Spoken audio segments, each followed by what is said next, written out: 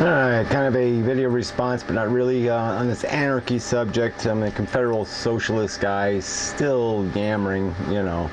And he kind of is, now he just directs everybody to StephBot, like go watch StephBot videos. So I went to this, you know, StephBot, and I went to his website, and I downloaded some of the MP3s. And I was thinking, and probably, you know, YouTube ought to, you know, they ought to provide a lower resolution alternative. They ought to provide MP3s and make them an easy download on all videos. I mean, they could save a lot of bandwidth that way. If, you know, with some videos you really don't gotta, you know, have to see them. You know, like this one, you know, you don't really have to look at me. You know, I mean, it's nothing to see here kind of thing. You know, although I'm not wearing any pants, but you can't really see that, so it doesn't do you any good. But anyway, so I just was thinking that would be a good idea.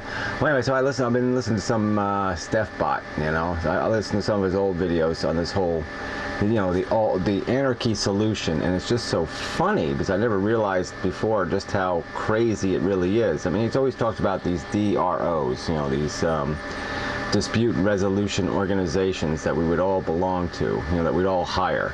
These insurance companies, so we would insure everything, our job contract, our every contract, every interaction we had.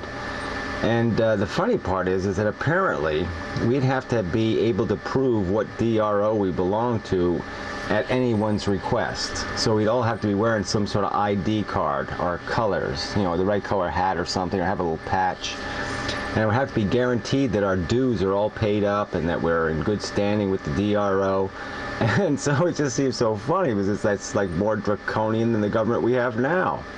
Because I guess they'd have to have real proof of ID and fingerprints or genetic code, or, you know, and these would just be corporations. These would all be for-profit insurance companies, basically. Blackwater. That's what they'd basically be, an armed the Army insurance company. I don't know, you know, we'll have to come up with a word for that. I mean, some sort of corporation that carries guns. And so anyway, we'd each have to belong to one of these things, and we'd have to agree to the to have the same one, just, you know, under certain contracts. Like if you have an employment contract, you'd both have to agree on the same DRO that would make sure that the contract was enforced. And I can just see how that would never work. I mean, you know, employers and employees have completely different interests, so I just don't see how they're ever going to agree on a DRO that's going to be, you know, agreeable to both. I mean, that's just, it's just idiotic on the very surface of it. But anyway, just the whole idea of this super ID system, and all the DROs get to know who doesn't belong to any DRO. And so apparently, if you opt out of the system, become a real anarchist, and decide you don't want to be fingerprinted and you want to be owned by some insurance company and you want to pay for any insurance, StephBot's argument is that they could just kick you off any private road at any time, or any street or any place, and you'd have nowhere to go, and you have to live in the wilderness or something, and there'd be no way you could feed off the system. And it's just such a joke, because you'd have to have a huge security force then. I mean, you know, your insurance to these DROs would be preposterously expensive, because they'd have to have armed guards everywhere, and I mean everywhere, securing everything. It just doesn't make any sense at all. It's a mafia society. And obviously what would happen, we can kind of speculate, and from the movies and whatnot, that in a mob world, sooner or later one mob is going to rule. They're going to eliminate the other mobs, and they're going to own the territory. And so what do you have then? You just have the IBM DRO, and so instead of being run by a democratic government, you'll be run by a fucking for-profit corporation.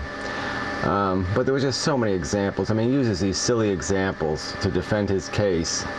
You know, just specific little examples that make it easy to make a description of how this would work, and he doesn't touch the ones that don't have any, you know, that don't suit his silly blueprint. And there'd be millions of them. I mean, even the one case where he says, like, a husband and wife, like, say if a husband killed his wife, And then apparently the wife's DRO would do something about it. And it's just such a joke. I mean, it's like saying, let's say I bought car insurance and I had a car wreck and I was killed in the car wreck. And so let's just say there was some good citizen who decided to report the car wreck to my insurance company just to let them know that, oh, I've been killed in a wreck and maybe they should take some, make sure my interests are protected.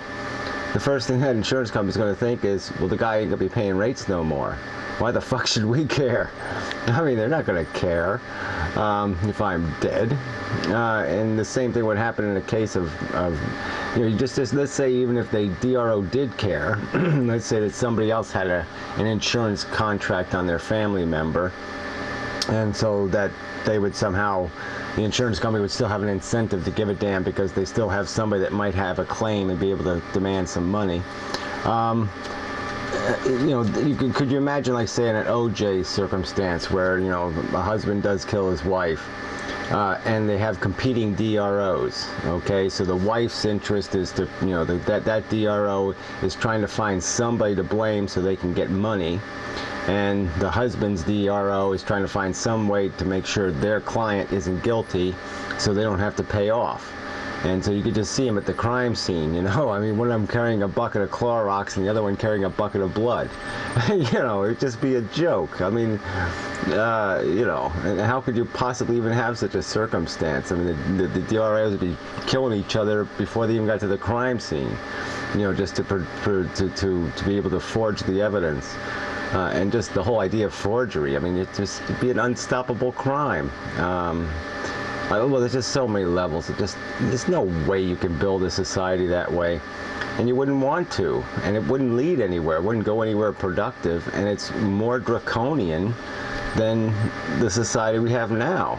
I mean, just the raw expense of it, this obligation. If you don't belong to a DRO, you're some sort of anti-citizen. And therefore you are suspect by everybody and can't go into any town in America anymore. I mean, it would just be ludicrous. So if you don't have money, you're out of luck. I mean, it's insane. And I mean, call that anarchy or call that anything productive. It's just silly.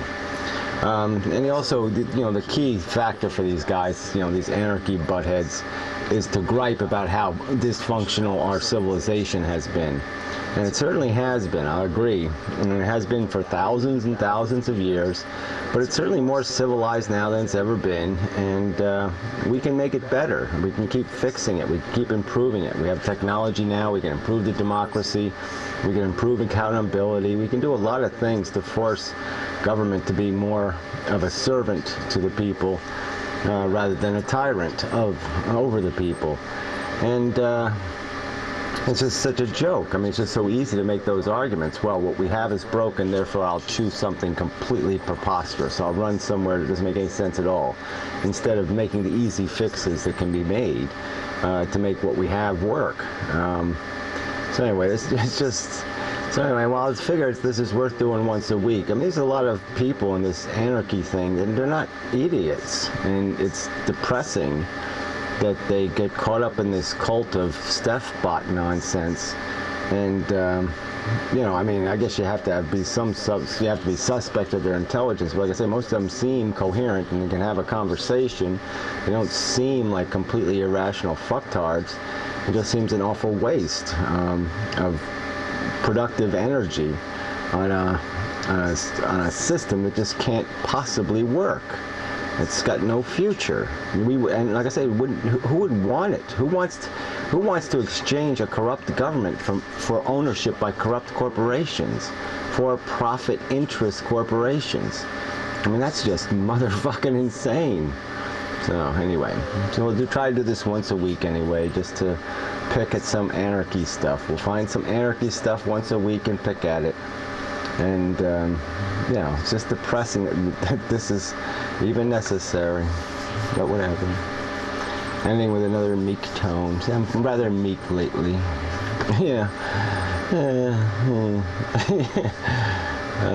Life is tough. Yeah, that's good. Life is tough. Yeah. Okay, that's enough. The end. Till next time.